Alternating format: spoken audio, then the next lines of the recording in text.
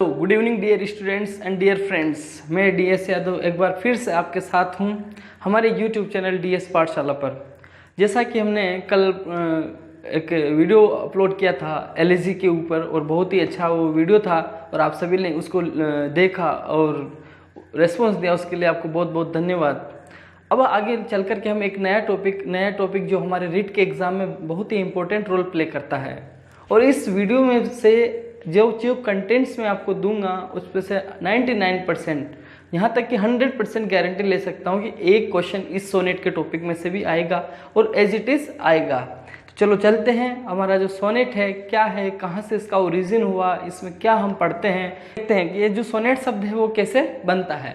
दोस्तों, जैसा कि आपको पता होना चाहिए कि एक इटालियन वर्ड है, इटालियन वर्ड है सोनेटो। सोनेटो क्या बोला मैं? एक इटालियन वर्ड है सोनेटो, जिससे का मीनिंग होता है अ लिटिल सॉन्ग।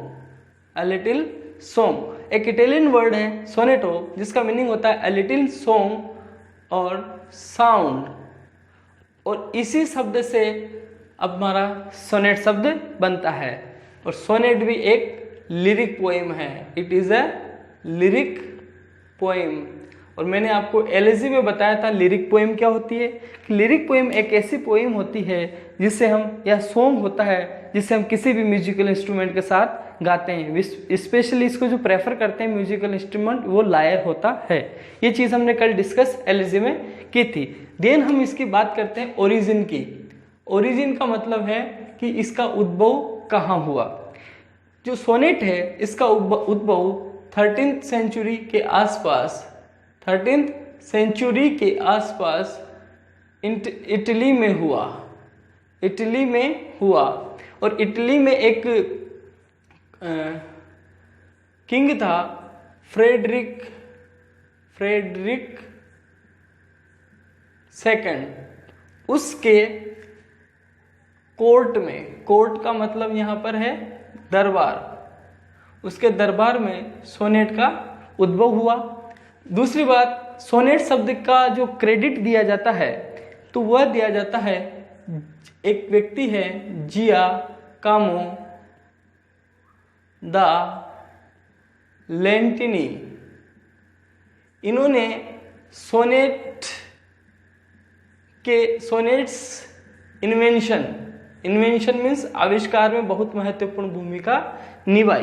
तो ये चीजें इंपॉर्टेंट होती है, लेकिन जो मुख्य क्रेडिट दिया जाता है सोनेट्स डेवलपमेंट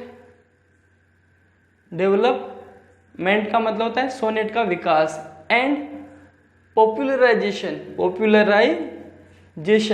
प्रसिद्धि के लिए वो दिया जाता है। एक पोइट है फ्रांसिस्को पेट्रार्क, जो कि मोस्टली पेट्रार्क के नाम से फेमस है।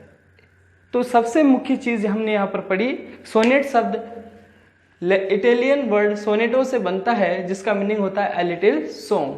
सोनेट एक लिरिक पोइम होती है। दूसरी बात, सोनेट का जो ओरिजिन होता है वो इटली में होता है 13th सेंचुरी के आसपास। वहाँ का जो एम्परर था, शासक फ्रेडरिक सेकंड, उसके कोर्ट, उसके दरबार में। दूसरी बात, इसको जो इन्वेंशन है सोनेट का आविष्कार है, उसका मुख्य श्रेय किसको दिया जाता है? तो उस व्यक्ति का नाम है जियाकोमो दा लेंटिनी। उसके बाद इसको इटालियन फॉर्म में ही डेवलपमेंट, विकास और प्रसिद्धि किसने दिलवाई? वो थी फ्रांसिस्को पेट्रार्क। इन्होंने लव बेस्ड सोनेट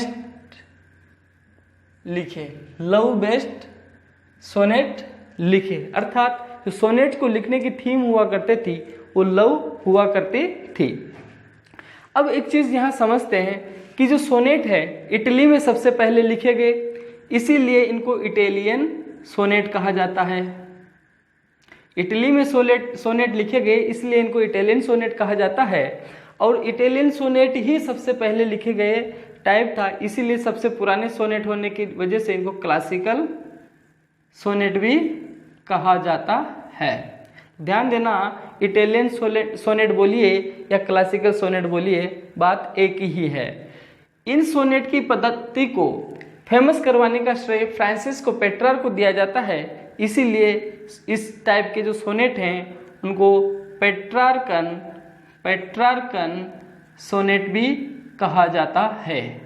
अब ये पेट्रार्कन सोनेट या इटालियन सोनेट की जब हम बात करते हैं या क्लासिकल सोनेट की हम बात करते हैं तो ये क्या चीज़ है, तो इस चीज़ के बारे में हम डिस्कस करते हैं कि इसके अंतर्गत जो हमारे पोइट हैं पेट्रार्क, वो क्या बात करते हैं, वो कहते हैं कि इसके 2 डिवीज़न कर दिए जाएं, 2 डिवीज़न कर दिए जाए। कहने का मतलब है 2 भाग कर दिए जाए। तो वो 2 भाग कौन से हैं उनके बारे में अभी हम डिस्कस करते हैं। आई होप आप लोगों ने ये चीज़ें जो मैंने पढ़ाई है लिख ली होगी।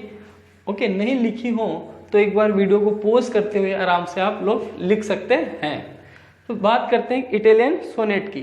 जो इटालियन सोनेट है जिसे हम पेट्रार्कन सोनेट भी कहते हैं या हम उसे क्लासिकल सोनेट भी कहते हैं, इटालियन सोनेट को 2 भागों में बांटा, अर्थात इसकी पद्धति को 2 भागों में बांटकर डिवीज़न करके इसको आगे पढ़ें उससे पहले हम एक चीज़ समझ लेते हैं कि सोनेट जो है क्या होती है, अ 14 लाइन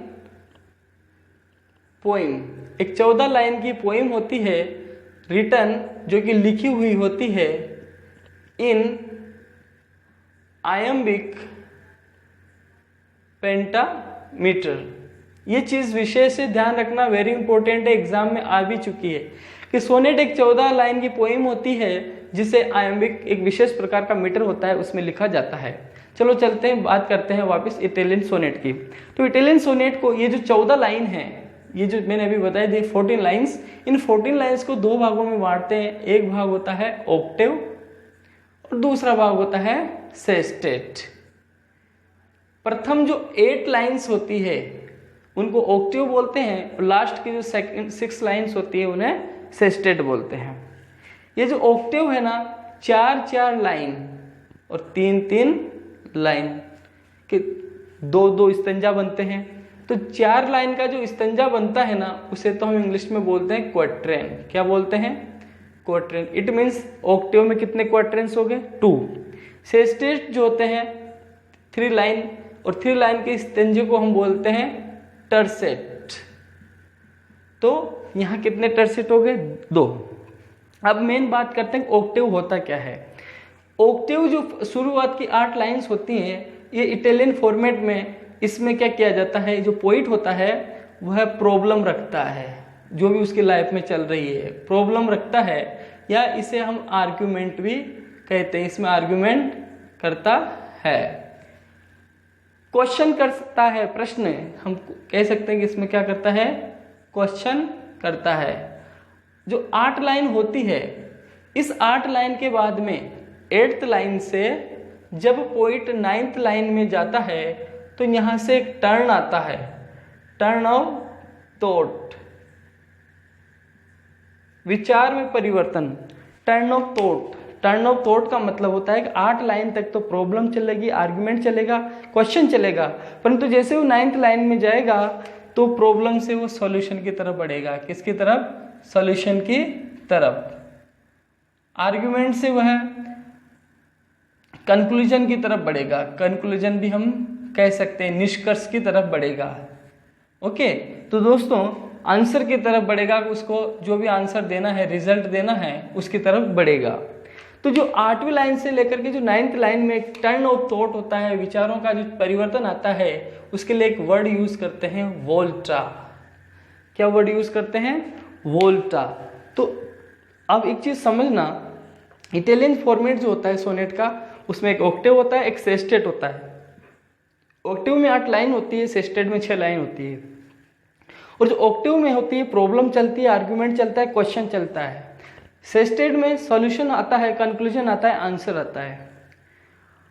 और बात करें तो जब 8वीं लाइन से जैसे वो सॉल्यूशन की तरफ बढ़ता है तो एक टर्न ऑफ थॉट आता है, तो उस टर्न ऑफ थॉट को वोल्टा कहते हैं। एक और चीज ध्यान रखना कि यहाँ इंपॉर्टेंट हो जाती है राइम स्कीम। ये राइम स्कीम क्या है, जिसको पता नहीं, अलग से वीडियो बनाऊंगा उसमें बता दूंगा। परंतु ध्यान देना कि ये जो राइम स्कीम होती है, इसमें A B A B A B A B, तो कहीं ये ऑप्शन में आ जाए तो हमेशा गलत मानना है इसे।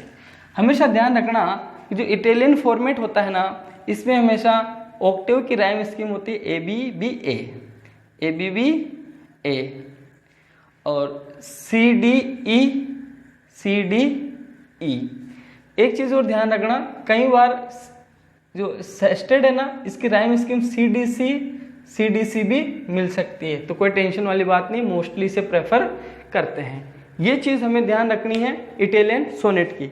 अब इटालियन सोनेट के बाद में जो इसका परिवर्तन, ये तो अभी हम कहाँ पढ़ रहे हैं, इटली में। अब इटली के बाद ये इंग्लैंड भी आया, तो इंग्लैंड कौन लेकर के आया, इसका भी हम अध्ययन करते हैं। दोस्तों जैसा कि हमने जाना कि इटालियन फॉर्मेट में क्या होता है, इस इटालियन फॉर्मेट की तो हमने बात कर ली।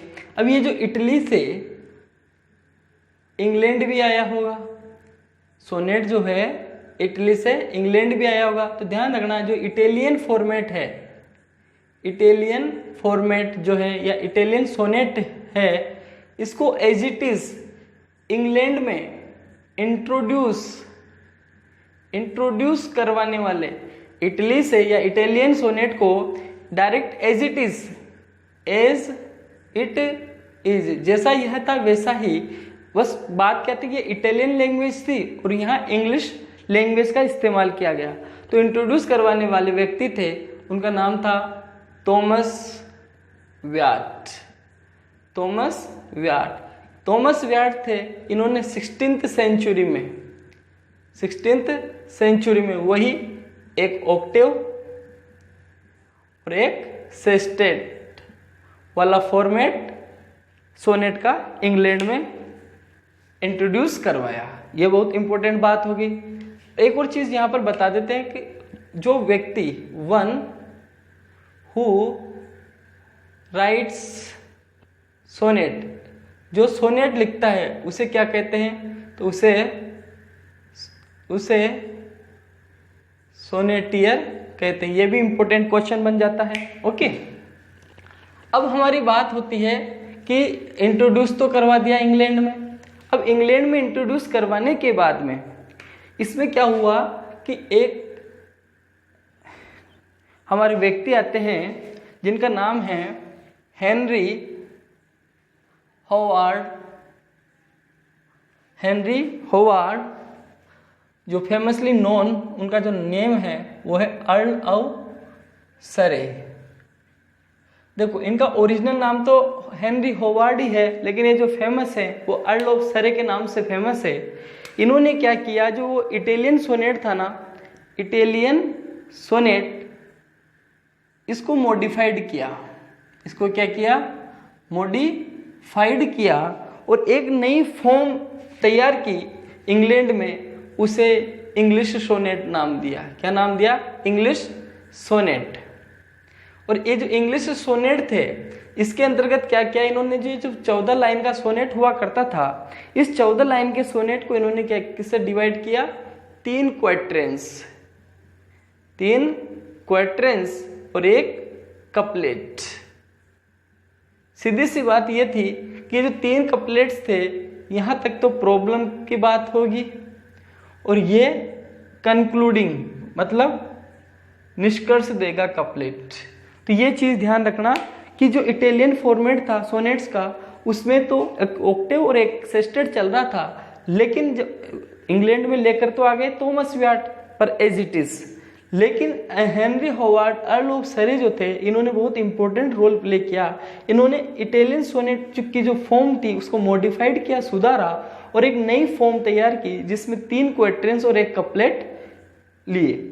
तीनों क्वाट्रेंस में प्रॉब्लम्स चलेगी। क्वाट्रेन का मतलब, एक क्वाट्रेन मतलब 4 लाइन, 4 × 3 मतलब 12 लाइन्स, और लास्ट की 2 लाइन में निष्कर्ष चलता है।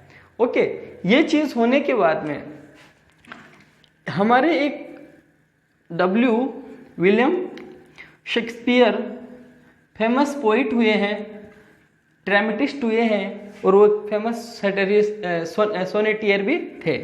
उन्होंने इंग्लिश सोनेट को अपनाया, अर्थात इंग्लिश जो सोनेट था शेक्सपियर ने लिखने के कारण इसको शेक्सपियरियन सोनेट भी कहा जाने लगा।